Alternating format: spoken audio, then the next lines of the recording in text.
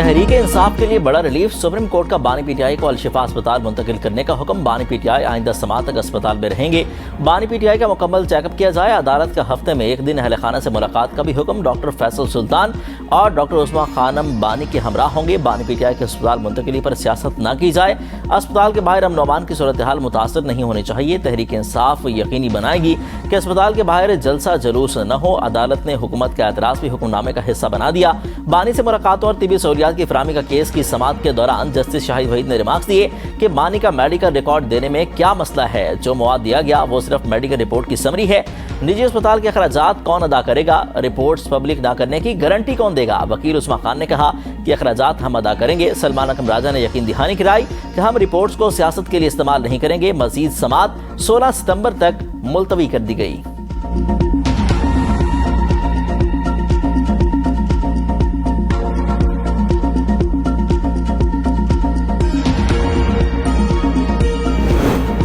तहरीक इंसाफ के chairman barrister Gauhar ने supreme court के फैसले को खुश आइन करार दे दिया। कहा कि यह फैसला बहुत पहले आ जाना चाहिए था।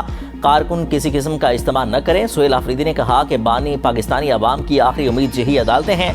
जो यकीन दहानी अदालत में कराई है इस पर अमल दरामद होगा। सेनेटर आजम स्वाति ने हमें मिलजुल कर मामलात हल करने चाहिए। सेनेटर फैसल जावेद ने कहा कि हम सुप्रीम कोर्ट का शुक्रिया अदा करते हैं। अमल दरामद करवाना इंतजामिया का काम है।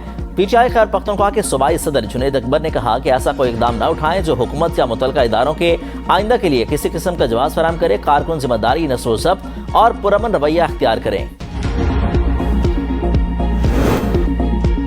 वफाकी वजीर तारिक फजल चौधरी ने बानी पीटीआई के अस्पताल मुंतकिली के रद्द अमल में कहा है कि हुकूमत सुप्रीम कोर्ट के फैसले पर मिनवान अमल दरामद करेगी।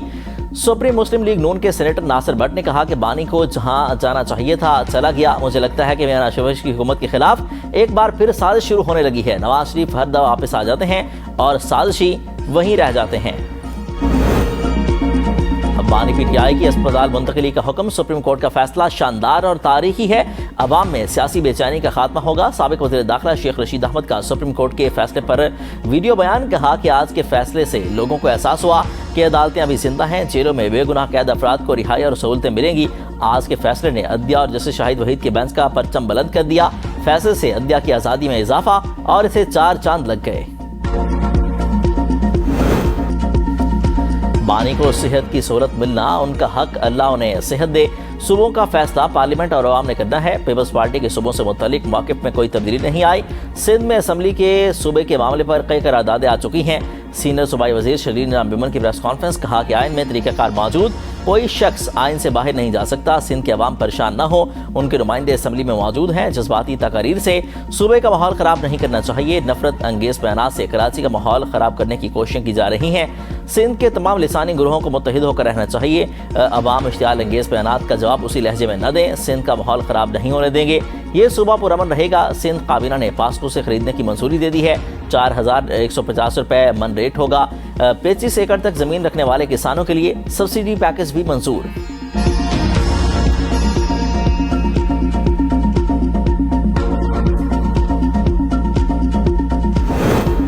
ऑपरेशन रद्दुल फितना 3 के तहत बलूचिस्तान के मुख्तलिफ इलाकों में सिक्योरिटी फोर्सेज की कार्रवाइयां जारी। ज़ियारत, हरनई और सोराब में 9 से ज़ायद दहशतगर्द जहन्नुम वासिल। सिक्योरिटी फोर्सेज का ज़ियारत और हरनई के दरमियान पहाड़ी सिलसिले में बड़ा इंटेलिजेंस बेस्ड ऑपरेशन दहशतगर्दों को मौसर अंदाज में निशाना बनाया।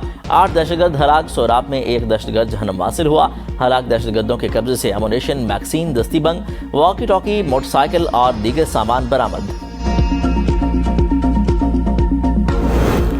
पहलगाम वाक़े के फौरी बाद पाकिस्तान पर इल्ज़ामात लगाए गए, मगर रियासत ने हर इल्ज़ाम का जवाब अमली और मुदल्लल जवाब दिया।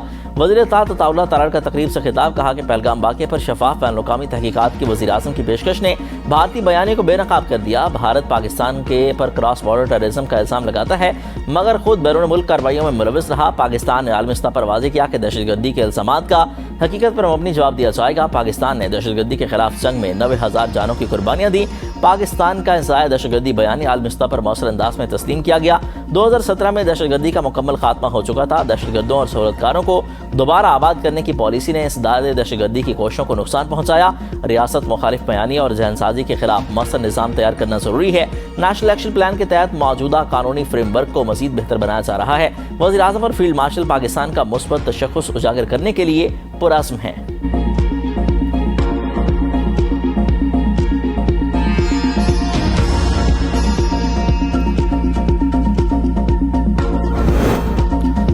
मार्क हक के 1 साल से ज्यादा अरसा बाद भी मोदी सरकार शिकस्त तस्लीम करने से इनकारी। भारत ने ऑपरेशन सिंदूर पर हकाइक के मनाफी दस्तावेजी फिल्म तैयार करी। ISPR ने भारतीय डॉक्यूमेंट्री हकाइक के मनाफी करार दे दी। दस्तावेजी फिल्म में इंटरव्यूज की एडिटिंग, जज्बाती बयानिए और फिल्मी अंदाज की मंजरकशी के जरिए हकाइक को मसख किया गया। फिल्म में ऑपरेशन सिंदूर को पहलगाम वाक़े के जिम्मेदारों के खिलाफ कार्रवाई करार दे दिया गया। पहलगाम हमले के मुबैना मुल्जिमान 28 अप्रैल को मारे गए, तो मई में भारत ने किसको सजा दी? ऑपरेशन सिंदूर को पहलगाम का बदला लेने का दावा अपने ही बयाने से मुतसादिम है। पाकिस्तान को मार के हक के हवाले से कोई मसनूई बयान घड़ने की जरूरत नहीं। मार के हक में पाकिस्तानी अफवाज ने भारत के 8 फौजी तैयारे गिराए और ऑपरेशन बुनियानुल मरसूस में 26 भारतीय फौजी अहदाफ को निशाना बनाया।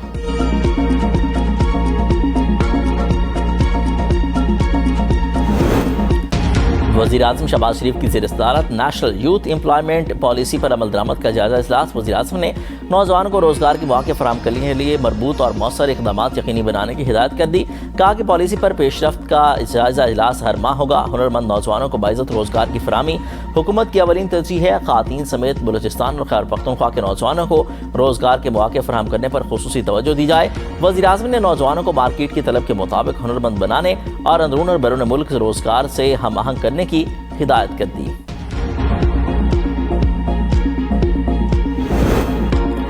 पंजाब में बल्दियाती इंतखाबात के लिए हल्का बंदियां मुकम्मल। लाहौर में 433 यूनियन काउंसिल्स कायम कर दी गई। पंजाब भर की हल्का बंदियों का रिकॉर्ड इलेक्शन कमीशन को इरसाल। बल्दियाती इंतखाबात की तारीख का फैसला 20 अगस्त को होगा।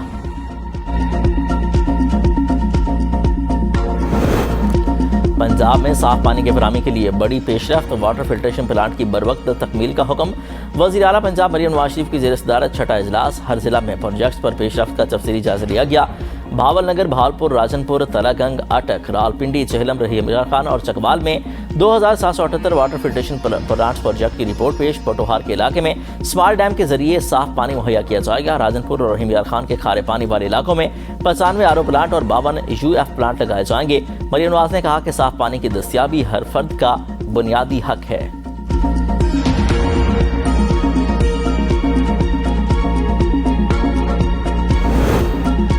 पेट्रोलियम मसनूआत की कीमतों में इजाफा। पेट्रोल 5 रुपये 77 पैसे, डीजल 6 रुपये 47 पैसे फी लीटर महंगा। नोटिफिकेशन जारी। पेट्रोल की नई कीमत 331 रुपये 20 पैसे और डीजल की नई कीमत 390 रुपये 42 पैसे फी लीटर मुकर्रर। महंगाई के सताए शहरियों को एक और झटका देने की तैयारी। बिजली की फी यूनिट कीमत में 2 रुपये 52 पैसे इजाफे का इम्कान। नापरा में माहाना प्राइस फ्यूल एडजस्टमेंट की दरख्वास्त आए। नापरा 27 अगस्त को समाप्त करेगा।